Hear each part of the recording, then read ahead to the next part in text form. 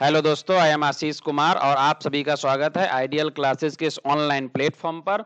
और जैसा कि आप देख पा रहे हैं स्क्रीन पर, आज से हमने डेली करंट अफेयर्स में पर डे की जो इम्पोर्टेंट न्यूज़ होगी, जो एग्जाम की दृष्टि से महत्वपूर्ण होंगी, उन खबरों पर हम चर्चा करेंगे।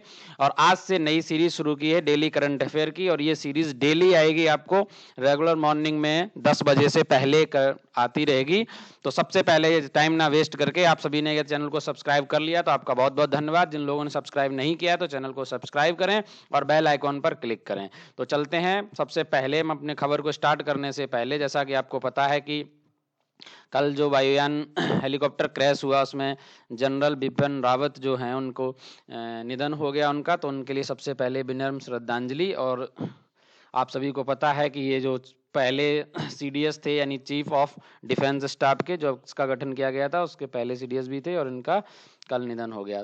तो हम चर्चा करेंगे किन किन आज, यानी जो कौन कौन सी महत्वपूर्ण खबर हैं जो आपके लिए इम्पोर्टेंट है एग्जाम की दृष्टि से, कौन कौन से टॉपिक पे बात करेंगे। तो आपके स्क्रीन पे सामने रहिए, हम इन 5 टॉपिक पे बात करेंगे। सबसे पहले, केंद्र ने एडीबी यानी एशियन डेवलपमेंट बैंक के साथ 2074 करोड़ के 2 ऋण समझौते किए हैं, इस पर बात करेंगे। कौन कौन से राज्य इसके लिए लाभार्थी होंगे उन पर बात करेंगे, और क्या इसका उद्देश्य होगा उस पर हम चर्चा करेंगे। फिर दूसरी खबर पे चलते हैं हम। दूसरा हमारा इंपॉर्टेंट है कि राष्ट्रपति ने जो नौसेना है उसके स्क्वाड्रन को प्रेसिडेंट स्टैंडर्ड से सम्मानित किया है।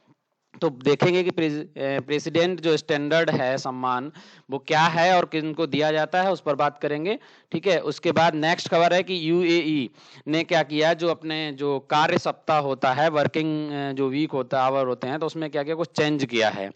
जनरली क्या होता है कि अगर हम बात करें तो मंडे टू सैटरडे चलता है, लेकिन जो अरब देश हैं, खाड़ी देश हैं, उनमें क्या चल रहा है कि मंडे टू फ्राइडे चलता है। लेकिन जो आपका यूएई है, इसने विशेष सुधार किया, ये किया इसने 4.5 दिन का जो है वो कार्य सप्ताह घोषित किया। ये दुनिया का पहला ऐसा देश बन गया। तो इस पर बात करेंगे कि क्या है इस खबर को महत्वपूर्ण, उस पर हम बात कर लेंगे। दूसरा नेक्स्ट है कि सार्क दिवस यानी 8 दिसंबर को, इसके बारे में बात करेंगे। नेक्स्ट है कि एनसीडब्ल्यू, ठीक है, जो राष्ट्रीय महिला आयोग है, उसने एक कार्यक्रम लॉन्च किया जिसका नाम है सी इज चेंज मेकर।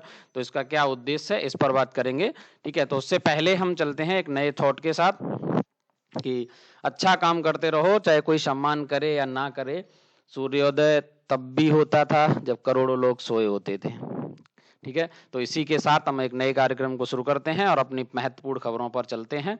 ठीक है, तो खबर देखने से पहले मैं आपको बता दूं कि आइडियल क्लासेस जो है वो आपको ऐप पर न्यू कोर्सेज जो हैं वो लॉन्च हो चुके हैं, चाहे फिर वो एसएससी सीएचएसएल के लिए हो, चाहे आपका यूपीएससी सीसेट पेपर के हो। इसकी सभी कॉम्पिटिटिव एग्जाम के लिए जो कॉस्ट है वो मात्र 300 रुपये वन टाइम पेमेंट है। और यहाँ पर कोर्स जो है, ऐसा नहीं है ये बार बार पेमेंट नहीं देनी है। जो 300 रुपये चार्ज है, ये कंप्लीट कोर्स का विद टेस्ट सीरीज जो है वो ये लिया जा रहा है। इसमें पूरा कोर्स कराया जाएगा। सभी कॉम्पिटिटिव एग्जाम के लिए यहाँ पर कोर्स लॉन्च किए गए हैं। आप ऐप इंस्टॉल करके देख सकते हैं।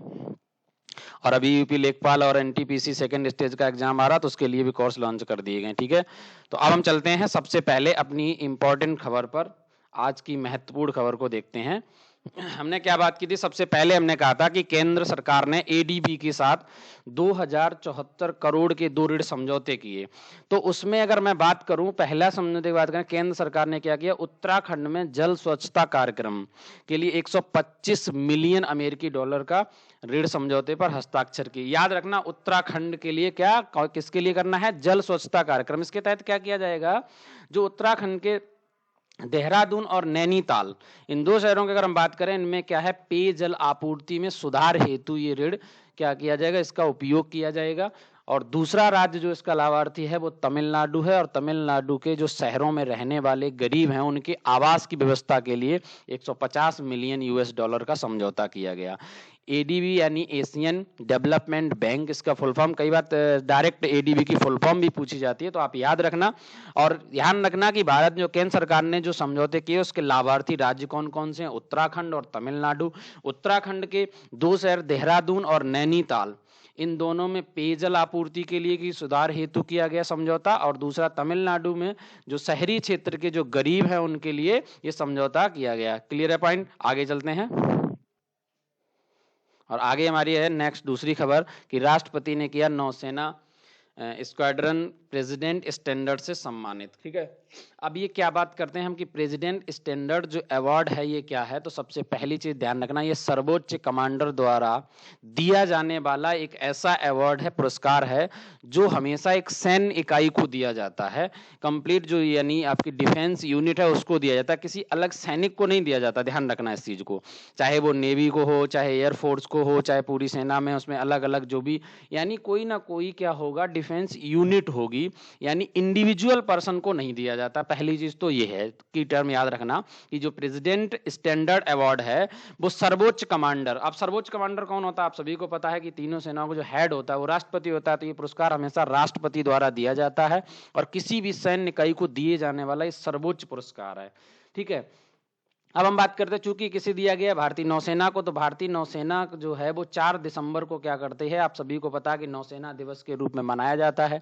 क्यों सिलेक्ट किया गया था इस डे को, तो इसका उद्देश्य है कि 1971 में इसी दिन क्या किया था, भारतीय नौसेना ने पाकिस्तानी नौसेना पर जीत हासिल की थी। जब आपको याद होगा कि बांग्लादेश का जिस टाइम विभाजन हुआ था, नया जब बांग्लादेश राष्ट्र बना था 1971 में जो लाई, उस टाइम हमारी प्रधानमंत्री जो थी इंदिरा गांधी थी, आप सभी को पता है। तो याद रखना इस चीज को। तो 4 दिसंबर यानी 1971 से ही क्या किया गया, 4 दिसंबर को हमारा नौसेना दिवस मनाया जाता है। अगर मैं बात करूं इंडियन नेवी की, तो इसे क्या है, इसके 3 भागों में बटी हुई है। इसकी जो वेस्टर्न नेवल कमांड है जिसका हेडक्वार्टर मुंबई में है, यानी वेस्टर्न मतलब होता पश्चिमी की बात करें, और पूर्वी अगर हम इसकी कमांड की बात करें तो इसका मुख्यालय विशाखापट्टनम में है, और दक्षिणी कमांड की बात करें तो कहां पर है, इसका कोच्चि में है, ध्यान रखना। और नेवी के अगर हम स्थापना की बात करें, इसकी स्थापना कब की गई थी, तो इसकी स्थापना 26 जनवरी 1950 को की गई थी। क्लियर है, अगली खबर पे चलते हैं। और अगली खबर हमने आपको बता रखी क्या थी, आपकी यूएई। ठीक है, यूएई ने क्या किया, 4.5 दिनों वाला कार्य सप्ताह जो बनाने वाला है, दुनिया का पहला देश बन गया। दरअसल होता क्या है कि यूएई में बात करें, पहले 5 दिवसीय कार्य सप्ताह था। कार्य सप्ताह से तात्पर्य होता है कि जो वहाँ के जो श्रमिक हैं या जो कंपनी में किसी फैक्ट्री में जो भी काम कर रहे हैं, तो उनको हफ्ते में 5 दिन कार्य करना होता था। लेकिन यहाँ पर उन्होंने क्या कर दिया कि 4.5 दिन का कार्य सप्ताह घोषित किया। अब 4.5 दिन में क्या होगा कि जो सैटरडे और संडे की ऑलरेडी वहाँ पर छुट्टी रहती है। जैसे इंडिया में क्या है कि जो ऑफिस है बहुत जगह, तो कई उनको बहुत कम लोगों को यानी सैटरडे का अवकाश मिलता है। यहाँ पर मंडे टू सैटरडे चलता है, संडे रहता है अवकाश, और कई जगह इंडिया में संडे को भी अवकाश नहीं मिलता। आपको पता होगा कि वो काम लगा देते हैं, ओवर टाइम दे देते हैं, वो अलग चीज है। लेकिन यहाँ पर क्या है कि सैटरडे और संडे अवकाश पहले से था। अब क्या होगा, फ्राइडे को भी अगर मैं बात करूं यानी शुक्रवार को भी क्या होगा, सिर्फ आधा दिन काम होगा। तो यानी 4.5 दिन का वर्किंग जो है आपका क्या होगा, वीक होगा, वो ध्यान रखना है। अब ये क्या करेगा, इसका उद्देश्य क्या है, कार्य उत्पादकता एवं कार्य जीवन संतुलन सुधार का प्रयास है। कार्य जीवन का मतलब क्या हुआ, वर्क और लाइफ दोनों के बीच जो बैलेंस करने की बात की, तो उसके सुधार के लिए इंपॉर्टेंट है ये उसका उद्देश्य। और ये क्या है, कर्मचारी अनुकूल परिवर्तन, यानी जो एम्प्लॉय हैं उनके लिए क्या है, अनुकूल, उनके लिए अनुकूल परिवर्तन करने वाला दुनिया का पहला देश बन गया जिसने 4.5 दिवसीय कार्य सप्ताह घोषित किया है। अभी तक अगर मैं बात करूं कुछ खाड़ी देशों में क्या है, 5 दिवसीय जो सप्ताह है, कार्य सप्ताह, वो पहले से चल रहा है, लेकिन ये पहला ऐसा देश बन गया जिसने 4.5 दिन का क्या कर दिया, कार्य सप्ताह घोषित किया। तो ये बहुत इंपॉर्टेंट खबर है एग्जाम की दृष्टि से, आप याद रखना है इस चीज को। ठीक है, आगे चलते नेक्स्ट खबर पे। और जैसा कि हमने पहले ही बताया कि आइडियल क्लासेस ऐप को प्ले स्टोर से जाएं, डाउनलोड करें, और अगर कोर्स पे जाएंगे तो सभी कॉम्पिटेटिव एग्जाम के लिए ओनली 300 रुपीज में कोर्स लॉन्च कर दिए गए हैं। ठीक है, अब हम चलते हैं अगली खबर पे। नेक्स्ट जो हमारी खबर है, आप सभी को पता है, अगली खबर की हम बात अगर करते हैं तो वो क्या है, सार्क चार्टर दिवस है। ठीक है, सार्क चार्टर दिवस जो है वो 8 दिसंबर को मनाया जाता है। तो 8 दिसंबर को इसको मनाने का उद्देश्य क्या है कि 8 दिसंबर 1985 में, देखो स्क्रीन पे देखो, 1985 में क्या हुआ था, इसका पहला शिखर सम्मेलन हुआ था ढाका में। ठीक है, बांग्लादेश की राजधानी ढाका में। तो वहां पे क्या हुआ था, शिखर सम्मेलन जब हुआ था तभी से, उसी दिन से इसे सार्क चार्टर दिवस के रूप में हम मनाते हैं। अगर बात करें सार्क सदस्यों का, तो इनका उद्देश्य क्या होता है कि अपने क्षेत्र में शांति, स्थिरता और प्रगति को बढ़ावा देना। और इस वर्ष इसकी 37वीं वर्षगांठ है। अगर मैं बात करता हूँ सार्क के सदस्य देशों की, तो सार्क के सदस्य देश जो हैं वो कौन कौन से हैं, जो साउथ एशियन ज्यादातर हैं, नेपाल, ठीक है, भूटान, श्रीलंका, मालदीव, पाकिस्तान और बांग्लादेश, भारत एवं अफगानिस्तान। यानी दक्षिण एशियाई क्षेत्रीय सहयोग संगठन। तो इसमें क्या है, दक्षिण एशियाई देश हैं, ये सारे के सारे 8 देश इसके सदस्य हैं। अगर मैं इसके शिखर सम्मेलन की बात करूं तो इसका 19वां शिखर सम्मेलन पाकिस्तान में होने वाला था, जिसको भारत ने क्या किया था, भारत और अन्य देशों ने, अफगानिस्तान, बांग्लादेश, सभी ने इसको क्या किया था, बहिष्कार किया था, तो वो नहीं हो पाया था। उसके बाद से कोई शिखर सम्मेलन नहीं हुआ है। और अगर मैं भारत की बात करूं तो याद रखना, भारत की पार्टिकुलर मैं इंडिया की बात करता हूं तो भारत इसको 3 बार जो है भारत में शिखर सम्मेलन का आयोजन हो चुका है। दूसरा शिखर सम्मेलन भारत में हुआ था, ठीक है। दूसरे के बाद अगर मैं बात करूं, एक 14वां शिखर सम्मेलन और एक 8वां शिखर सम्मेलन, ये भी क्या हुए थे, भारत में ही हुए थे। आप याद रखना, दूसरा, 8वां और 14वां शिखर सम्मेलन जो है वो कहां आयोजन किया गया था, भारत में किया गया था, ठीक है। और अगली खबर पे चलते हैं, जो हमारी 5वीं खबर है और बहुत ही इंपॉर्टेंट खबर है, ठीक है। क्या है कि NCW, ठीक है, नेशनल कमीशन फॉर विमेन, इसने क्या किया है, महिलाओं के लिए एक प्रोग्राम को यानी कार्यक्रम को लॉन्च किया जिसका नाम है सी इज अ चेंज मेकर, ठीक है, नाम से स्पष्ट होगा।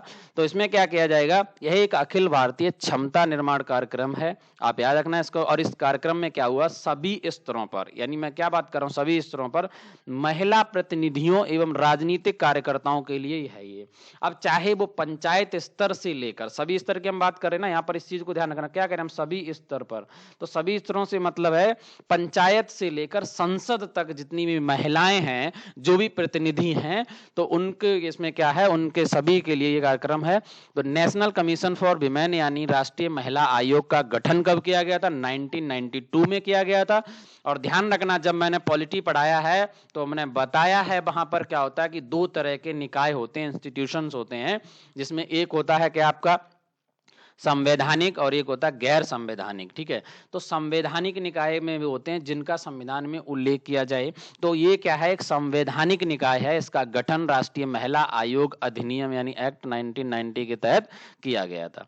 तो याद रखना, ये क्या है, एक संवैधानिक निकाय, इंपॉर्टेंट टर्म है, एग्जाम में पूछा जा सकता है, ठीक है। दूसरा क्या है, एक ऐसी इकाई है जो शिकायत और स्वतः संज्ञान के आधार पर महिलाओं के संवैधानिक हितों की, कानूनों की क्या करती है, ये सुरक्षा को, उपायों को लागू कर। ये फ्री है, एकदम फ्री बॉडी है, याद रखना इस चीज को, ठीक है।